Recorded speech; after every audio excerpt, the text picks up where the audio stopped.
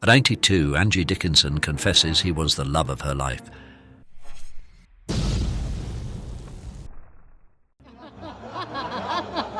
It's very delicious to act with beautiful men. Would you care to say which you thought the most beautiful?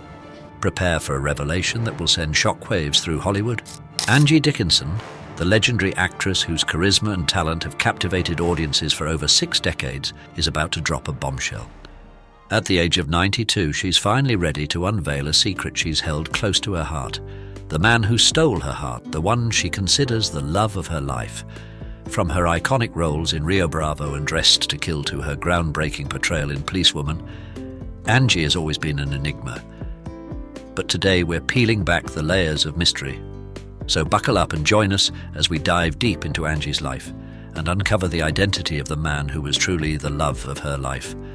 This is a story you won't want to miss, so stay tuned for At 92, Angie Dickinson confesses he was the love of her life. Angie Dickinson's journey from a small-town dreamer to a revered Hollywood legend is a tale of ambition, resilience, and the pursuit of dreams.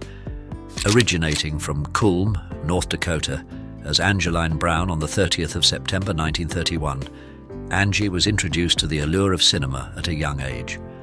Her father, Leo Henry Brown, not only edited the local newspaper but also projected films at the town's only cinema until a devastating fire claimed it. This early brush with the world of movies set the stage for Angie's future in the entertainment world. In pursuit of greater opportunities against the backdrop of World War II, Angie's family moved to Burbank, California in 1942. There, she showcased her early academic talent by graduating from Bellarmine Jefferson High School at just 15, having already won a Bill of Rights essay contest the year before. Angie's educational journey continued at Immaculate Heart College and Glendale Community College, where she earned a business degree by 1954. Supporting herself through college with jobs ranging from secretarial work at the airport to factory labor, she also entered her life's next chapter by marrying football player Gene Dickinson in 1952, adopting his surname. Her path to stardom took an unexpected turn when she was named runner-up in a Miss America preliminary, leading to her discovery by a casting agent. This propelled her into the spotlight as a showgirl on The Jimmy Durante Show, and soon after into acting, guided by a TV producer's advice. By the mid-1950s, Angie was making her mark on television, guest starring on shows like the Colgate Comedy Hour, and forming a significant friendship with Frank Sinatra.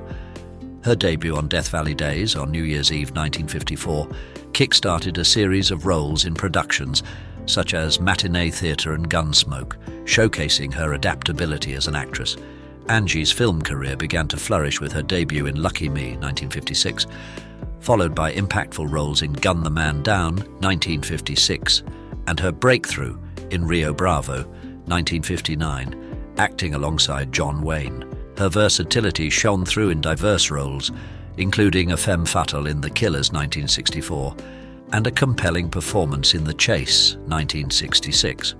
The pinnacle of Angie's career came with her role as Police Sergeant Pepper Anderson in Policewoman, 1974, which not only made her a household name but also earned her a Golden Globe and several Emmy nominations.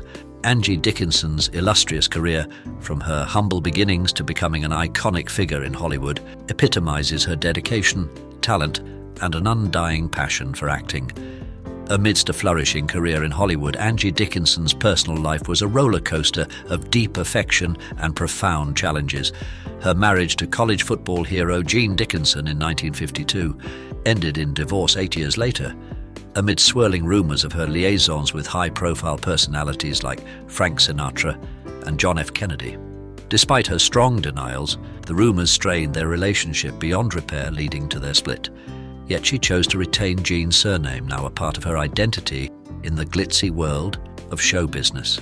Love re-entered Angie's life in 1965 with Burt Bacharach, a celebrated composer. Their whirlwind romance led to marriage within 10 weeks. The following year, they welcomed their daughter, Leah Nikki Bacharach, under challenging circumstances. Nikki, born prematurely and severely underweight, battled for life in an incubator for her initial months. As Nikki grew, it became evident she had developmental hurdles, initially believed to be autism. Seiki's journey was remarkable, showcasing early brilliance in music and athletics which filled Angie with hope. However, Bert was concerned about Nikki's social challenges, compounded by her strabismus, which led to schoolyard bullying. At the zenith of her policewoman fame, Angie was determined to be there for Nikki, often passing on roles to ensure she could provide her daughter with the evening comfort she needed. This dedication, however, placed additional strain on her marriage with Bert, culminating in their divorce in 1981. Post-divorce, they shared Nikki's custody, often clashing over the best approach to her upbringing. Angie's reluctance to seek psychiatric aid for Nikki, influenced by her North Dakota upbringing's scarcity of mental health resources, underscored her commitment to a semblance of normalcy for her daughter. This commitment even led her to decline significant acting opportunities, such as the role of Crystal Carrington in Dynasty, prioritizing her daughter's well-being above her career. As Nikki's struggles grew, Bert saw a ray of hope in the Constant Bultman WI Center in Faribault, Minnesota, a place blending therapy and education to tackle mental health challenges head-on. Despite Angie's initial hesitance to send Nikki away, she was eventually persuaded in 1983, seeing it as a vital step for Nikki's future. Bert voiced concerns that Angie's nurturing approach might be more of a hindrance than a help, pushing for the change. With a mix of hope and heartache, Angie discussed the move with Nikki, framing it as an opportunity for growth, much like any child heading off to school. Thus began Nikki's 9-year journey at the center, a period during which Angie, though continuing her acting career, frequently visited Nikki, ensuring their bond remained strong. Upon Nikki's return, the joy of reunion was marred by the discovery of her deep-seated trauma, spurred by fears of being alone following Angie's death. The following year saw Angie and Nikki seeking joy around the globe, attempting to overshadow past sorrows with new happy memories. If you like this video, please leave a number 9 in the comments below. The turning point came in 2000, when a diagnosis of Asperger's syndrome offered clarity to Nikki's lifelong battles, ushering in a new phase of understanding and targeted support. Yet the world's harsh realities overwhelmed Nikki, leading to her tragic departure in 2007, a decision born from her desire to find peace from her torment. Nikki's loss profoundly affected Angie, prompting her to recede from the public eye, with her role in Mending Fences marking her final screen appearance. Today, Angie, now in her 90s, lives in Beverly Hills, surrounded by the legacy of her storied career and the indelible memories of her daughter Nikki, a testament to the enduring power of love amidst life's most challenging storms. Angie Dickinson's name was often tangled in the web of Hollywood gossip, with whispers linking her romantically to some of the era's biggest names. At the heart of the rumor mill was the tale of her and President John F. Kennedy. Despite the buzz, Angie insisted their paths never crossed in romance, countering even the boldest of claims, like the one in Christopher Anderson's book, suggesting a brief encounter was the most exciting 7 minutes of my life. Angie firmly denied these tales, emphasizing Kennedy never made a move. The spotlight also caught her relationship with Johnny Carson, The Tonight Show's charismatic host. Their undeniable rapport on air fueled talk of a romance. Yet in 1985, Angie clarified their bond was strictly platonic, rooted in a deep-seated friendship despite a mutual attraction. Rumors didn't stop at political figures, even her co-stars weren't spared. Richard Burton, known for his charm, and the Bramblebush co-star, was labelled by Dickinson as dangerous, as hinting at a closeness sparked amidst the glow of the movie set. Marlon Brando, her partner in the chase, was remembered for his on-set antics, including a memorable scene ruined by an impromptu spill which showcased his playful side. Despite his reputation for mischief, Angie revered Brando as a cinematic giant. Angie's personal and professional life was a rich tapestry of interactions with some of Hollywood's legends, marked by tales that blurred the lines between truth and fiction, leaving her to navigate the waters of fame with grace and denial against the backdrop of relentless speculation. Amid the whirlwind of Hollywood rumors, Angie Dickinson found genuine camaraderie with some co-stars like Dean Martin on the Rio Bravo set. She recalled Martin as endlessly amusing and welcoming, their friendship extending off-screen to include his family, evidenced by her presence at his funeral alongside his wife. John Wayne, another Rio Bravo co-star, was commended by Dickinson for his patience and support, which she credits as pivotal in honing her breakthrough performance. Yet not all whispers about Dickinson's romantic life involve fellow actors. Ben Whittam's book Gatecrasher relays a tale of Mickey Mantle, the baseball legend, claiming a less than glamorous date with Dickinson that ended in embarrassment. Such stories, true or not, add layers to the mystique surrounding her personal life. Dickinson's response to the gossip that trailed her career was measured and dignified. She once sought counsel from Edward Bennett Williams, deciding against legal action to avoid further fueling the rumor mill. This choice to prioritize her integrity and professionalism over scandal defense solidified her standing in Hollywood, not just as a talented actress, but as a figure of grace amidst the frenzy of celebrity gossip. The mix of verified and speculated aspects of her life story has woven a complex tapestry, contributing to Angie Dickinson's lasting allure as an emblematic figure of Hollywood's golden era. In a shocking twist of fate, Angie Dickinson's most profound romantic connection was not with just any man, but with the iconic singer Frank Sinatra.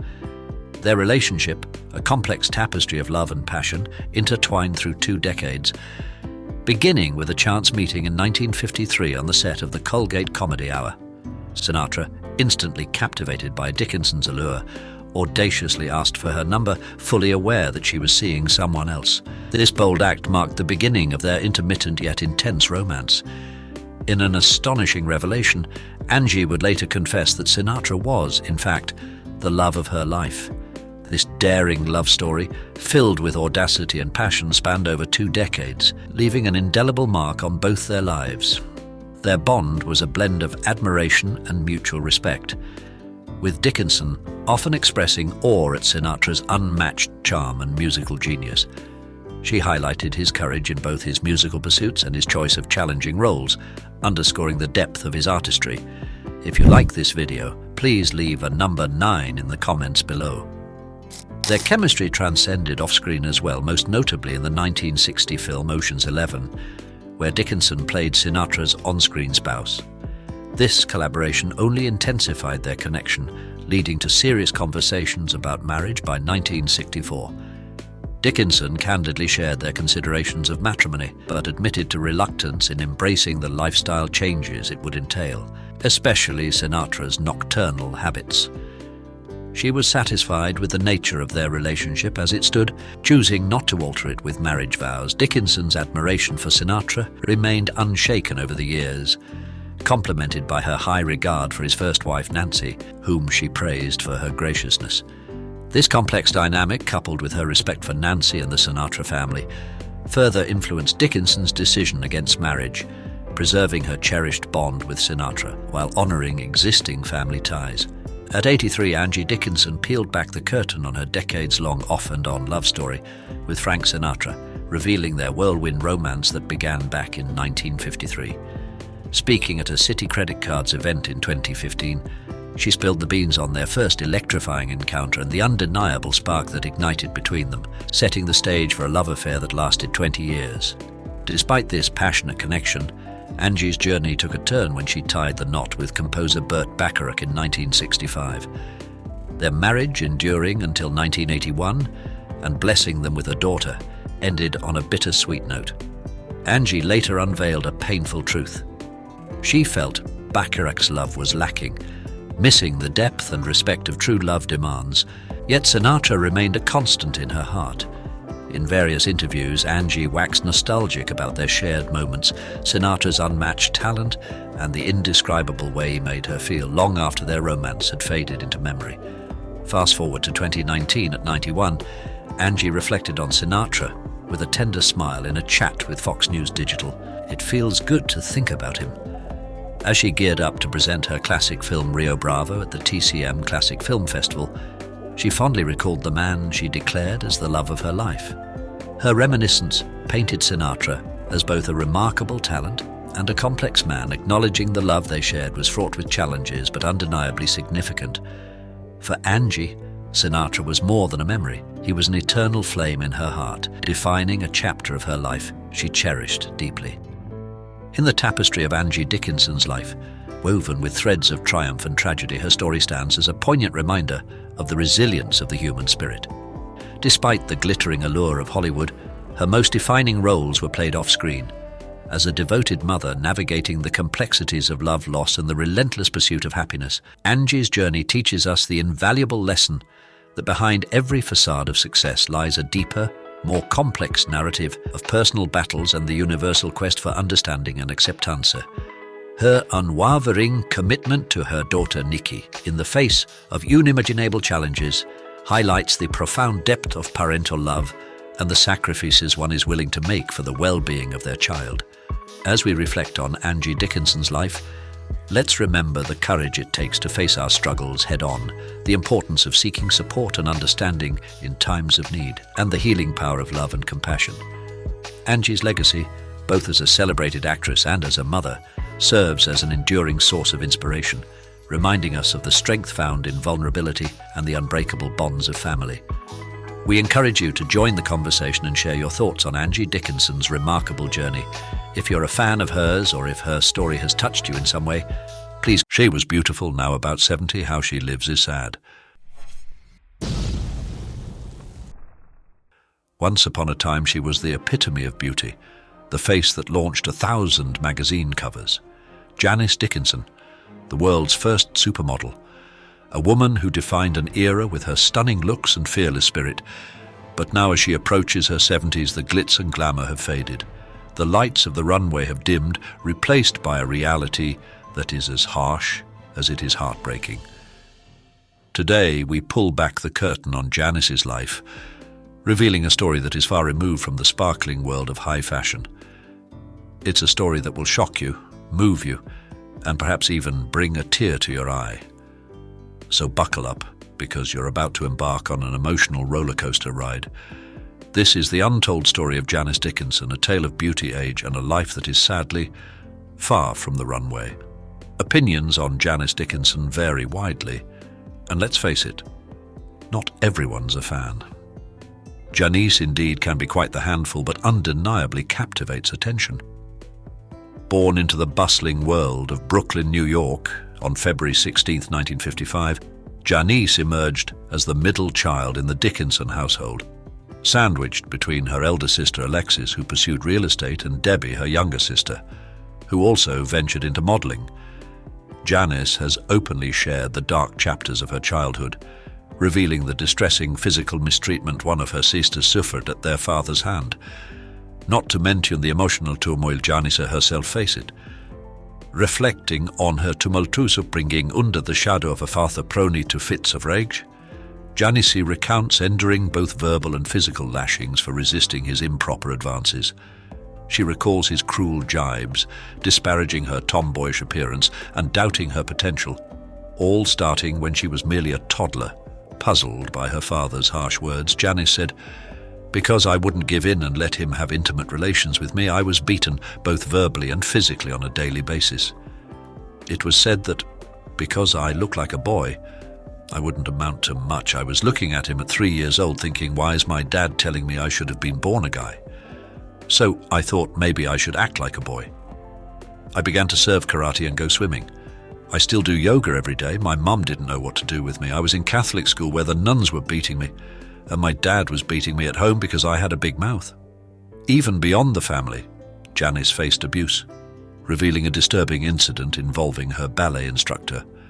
"I was even beaten by my ballet teacher. I was trying to do the poses, but I was talking the whole time. They hit you back then. They just smacked you around. If I saw the nuns today, I would punch them right back," she confessed. In a startling 2006 magazine revelation, Janice hinted at a chilling act of defiance that may have led to her father's death.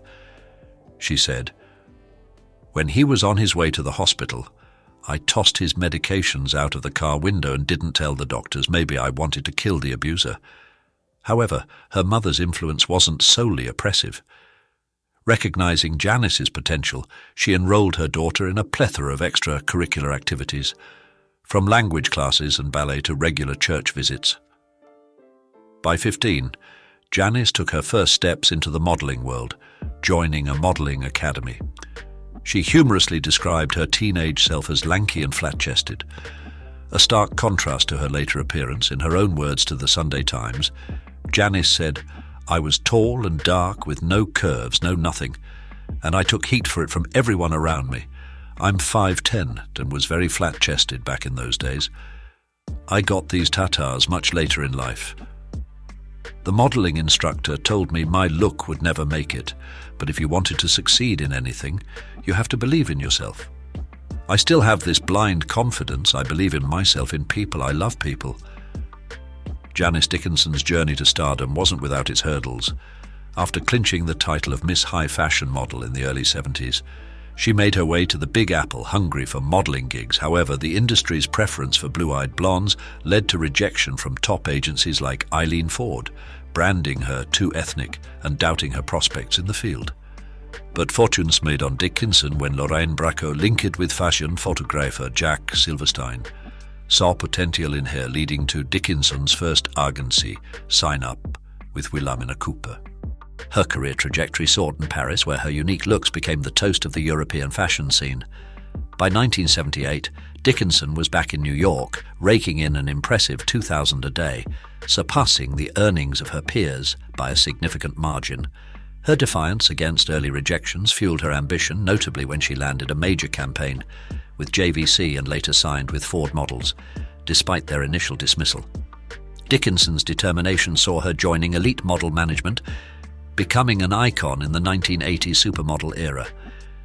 Her face graced the covers of premier magazines like Vogue, Harper's Bazaar and Playboy, collaborating with fashion legends such as Gianni Versace and Valentino. Because YouTube will prioritize interactive videos, please comment OK if you find this video interesting. Thank you. Despite her professional success, Janice's personal life was marred by struggles with substance abuse, attributed to the pressures and lifestyle of her modeling career in New York. She candidly shared on Oprah, Where Are They Now?, about her descent into substance use following a painful breakup, echoing the feelings of inadequacy instilled by her father. In a bid to stay relevant in the ever-evolving fashion industry, Dickinson ventured into fashion photography and launched her jewelry line on HSN in 2008, showcasing her versatility and resilience in the face of adversity. While Janice Dickinson often proclaimed herself as the pioneer supermodel and claimed to have introduced the term in 1979, history tells us the concept existed long before. The term supermodel was actually mentioned as early as the 1940s, with Judith Cass using it in a 1942 Chicago Tribune article, and Clyde Matthew Desner mentioning it in his book, So You Want to Be a Model. Despite this, Dickinson's dynamic returned to the spotlight in 2003. As a judge on America's Next Top Model marked a significant chapter in her career. The show's creator, Tyra Banks, inspired by Dickinson's memoir, No Lifeguard on Duty, believed Dickinson's experience could offer valuable lessons to aspiring models despite her often harsh critique. Dickinson's forthright and unapologetic feedback stirred up controversy, leading to her departure after 4 seasons, replaced by Twiggy. Dickinson saw her role as a dose of reality for the contestants, likening herself to Simon Cowell's candidness on American Idol, post-ANTM. Dickinson didn't step back from the limelight, but instead launched the Janice Dickinson Modeling Agency on Oxygen, showcasing her venture into talent management over 4 seasons. Additionally, she attempted to crack the American market alongside British model Abigail Clancy in Beauty and the Beast, and even judged the Finnish version of Top Model. Her life off camera was equally eventful, with a notable incident in 2009 involving a mix-up of sleeping aids and champagne, leading to an emergency hospital visit and an on-air apology for her behavior. Dickinson also opened up about her struggles on Celebrity Rehab with Dr. Drew and made guest appearances on shows like 902 Tunseo and Celebrity Big Brother, where she exited just before the finale. Known for her candidness about her relationships, Dickinson has been married 4 times and has been linked with numerous high-profile personalities, adding layers to her complex and tumultuous life story.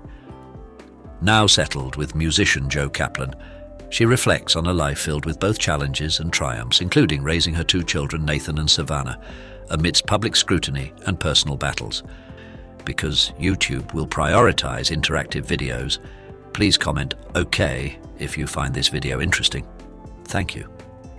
Nathan's reflections reveal a different side of Janice Dickinson, not just as a public figure but as a dedicated and loving mother. Despite his disapproval of her cosmetic surgeries and her high-profile persona, he admires her deeply for her role as a mother to him and his younger sister Savannah.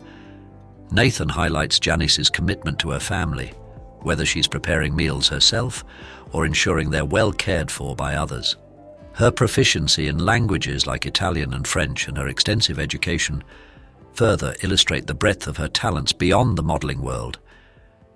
Nathan describes Janice as a formidable presence, a true alpha female, yet he lovingly acknowledges the exhaustive nature of her dynamism.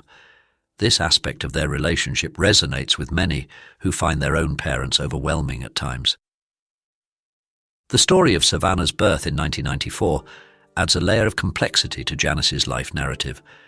The media frenzy around Sylvester Stallone being presumed the father, followed by the revelation through DNA testing that he was not, marked a significant moment in Janice's personal life, affecting her relationship with Stallone. This episode underscores the challenges and pressures of living in the public eye, where personal matters become the subject of public discourse.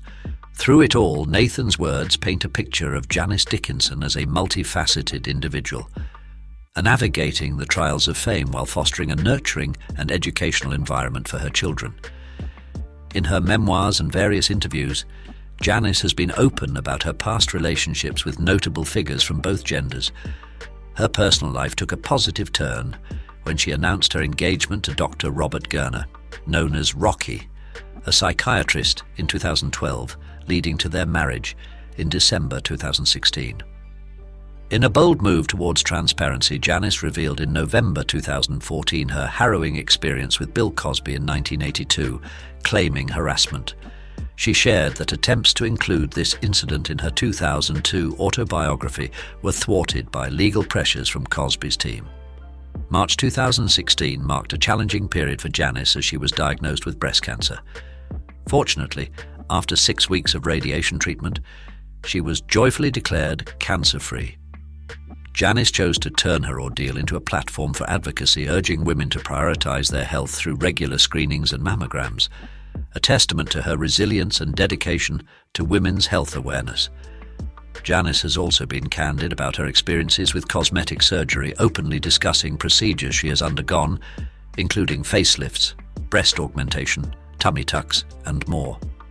Her financial struggles became public in 2013, when she filed for bankruptcy, citing over $1 million in taxes and outstanding bills for cosmetic procedures. Despite the controversies and challenges, Janice's journey from a celebrated model to a figure often discussed more for her surgeries than her career highlights the complexities of public life. Her recent appearances have shown a softer appearance, aligning with her son's wishes for her to step back from undergoing further surgeries, showcasing her respect for her family's concerns amidst her personal and professional trials. In the tapestry of Janice Dickinson's life, we've navigated the highs and lows, witnessing her resilience, vulnerability, and unyielding spirit. From the glitz of the runway to the personal battles fought away from the public eye, Janice's story is a poignant reminder of the strength within us all to face life's adversities head-on. Her journey underscores the importance of speaking one's truth, advocating for oneself, and the transformative power of embracing change, whether in the face of health scares, personal revelations, or the quest for self-improvement through surgeries. Janice's narrative also highlights the complexities of motherhood, fame, and the pursuit of happiness, reminding us that behind every public figure lies a multifaceted individual with struggles and triumphs alike. It teaches us the value of resilience, the courage to face one's fears, and the significance of family bonds that anchor us through life's tumultuous waves. As we reflect on Janice Dickinson's remarkable journey, let her story inspire us to confront our challenges with bravery, to advocate for health and well-being, and to cherish the relationships that shape our lives. We invite you to join the conversation and share your thoughts on Janice's life lessons. Are you inspired by her strength? Do you admire her commitment to family and health advocacy? Please comment with the letter J if you're a fan of hers, and share your insights or how her story has touched you. Don't forget to like, share, and subscribe to Iconic for more content that dives deep into the lives of those who move and shake our world. Your engagement helps us grow and continue bringing you stories that inspire, challenge, and entertain.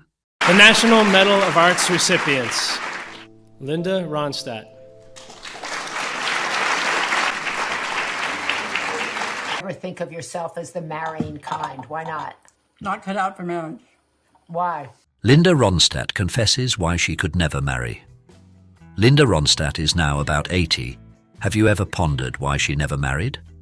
In this video, we'll delve into the revelations that have surprised and concerned fans as she reveals the reasons behind her lifelong single status.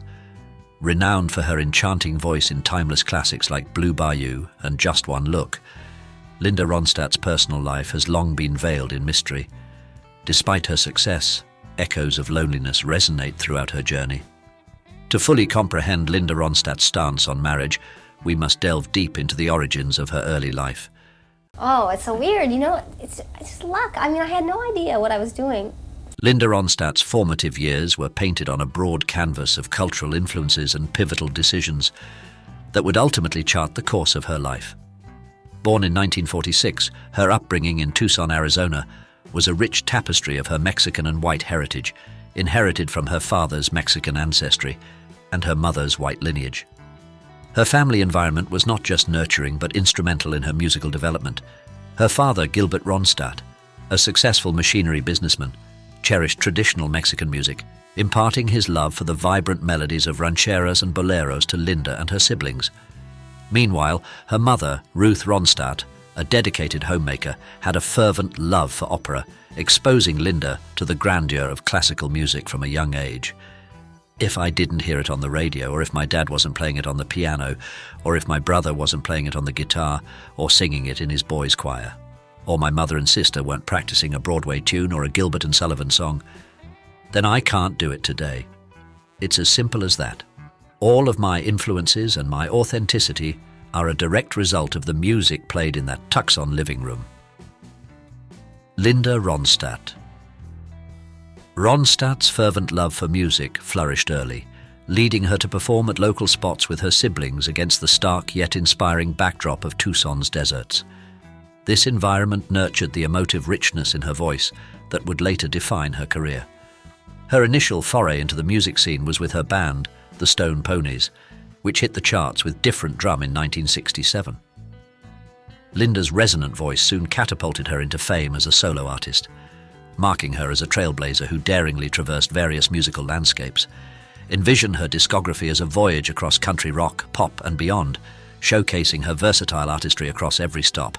A pinnacle of her career was the release of Canciones de mi Padre in 1987, a Spanish-language album that not only celebrated her heritage, but also set her apart as the pioneer of what would be seen as the first alternative country album by a female artist. Yet amidst her storied career, there is one thing that many people are curious about. Linda Ronstadt never married. Does this imply she shunned romantic entanglements altogether? Far from it. As Ronstadt's star rose in the music world, she found herself in several high-profile relationships.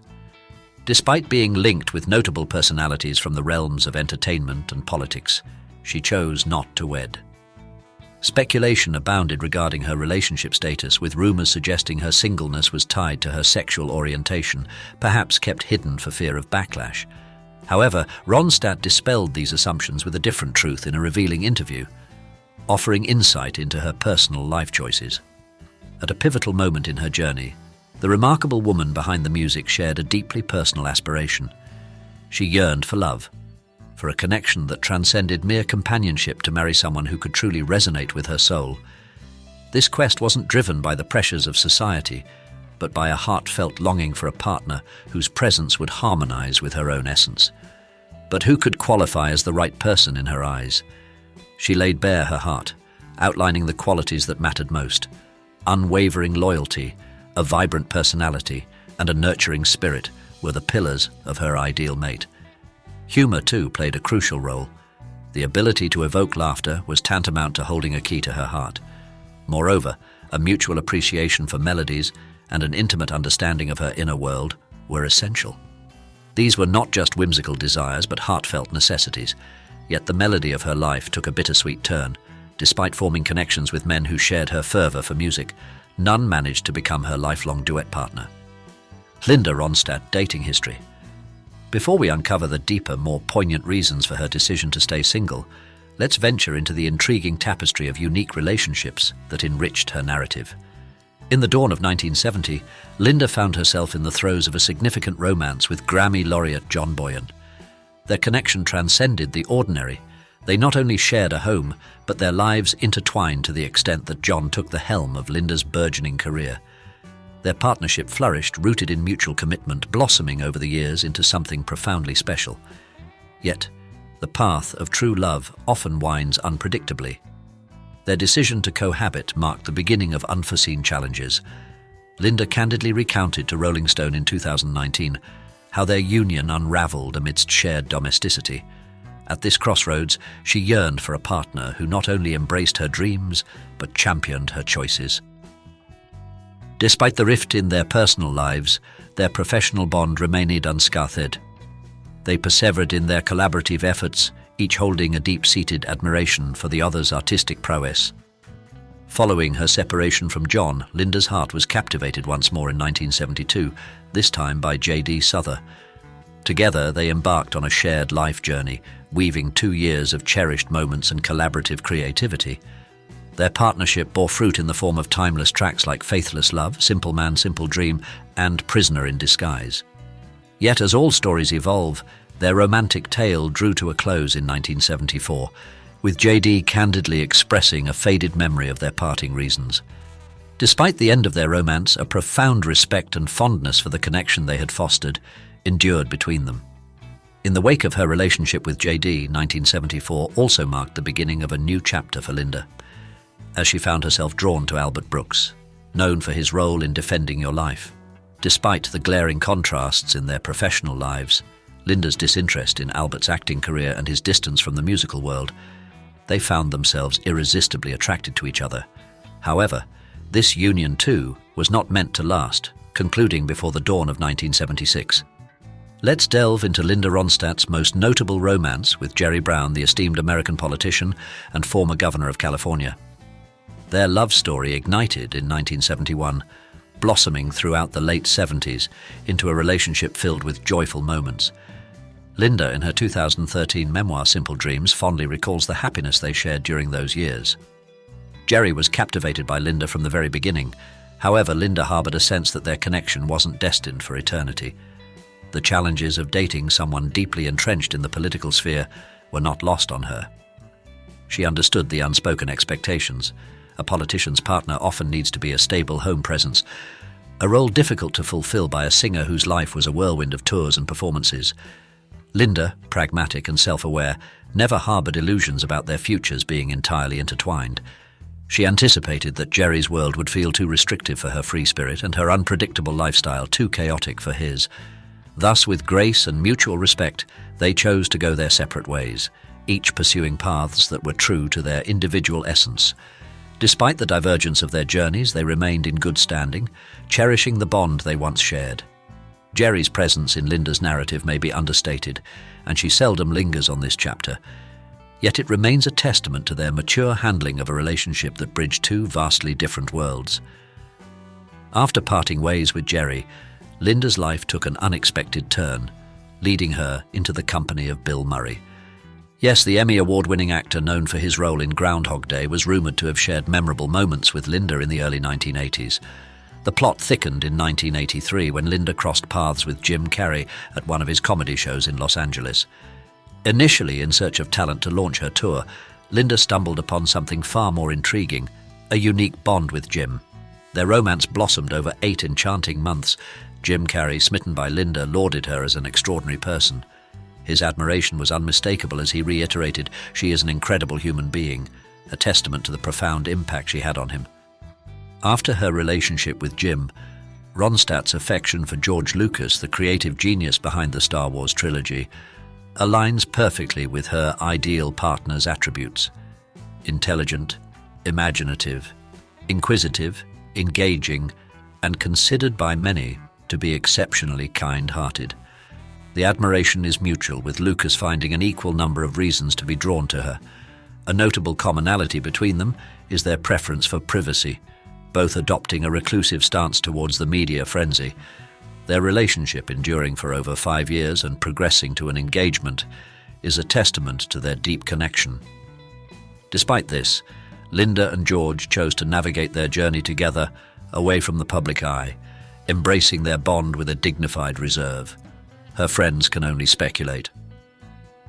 George is incredibly fortunate to be with her, remarks an associate of Ronstadt.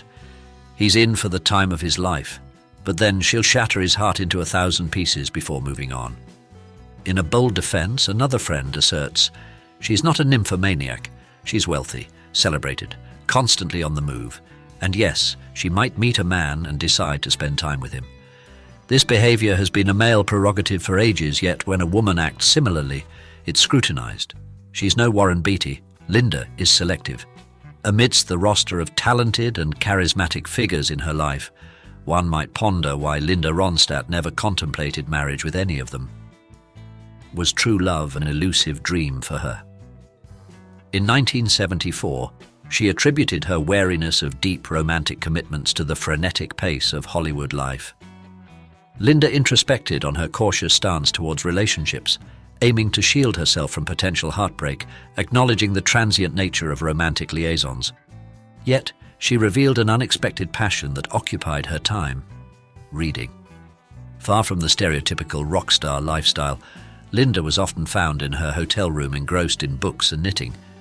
She shared an interesting insight at the National Book Festival in Washington, D.C., about the reading habits within the rock community. A fellow musician introduced her to Anna Karenina, highlighting that piano players, in particular, were voracious readers who brought a sense of tranquility, in stark contrast to drummers. Through her humorous observation, she offered a glimpse into the quieter, introspective moments that balanced her public persona as a musical icon and a nurturing figure in her personal life around the millennium's turn. "I've thought about it a lot. I like children a whole lot," Linda told Playboy magazine before adopting her kids in 1980. "The only reason to have children is because you want them more than anything else. And if I get to that point, I won't care if I'm married or not. I'd prefer to be with the kid's father because I think that would multiply the enjoyment and the richness of the experience geometrically, but I don't think it would be impossible to do it alone." The gifted artist welcomed 2 children into her life through adoption in the 1990s, her daughter Mary Clementine and her son Carlos, maintaining a private family life with them thereafter. Despite never having married, she has created a fulfilling family life, forging a profound connection with her children that has indelibly transformed her life.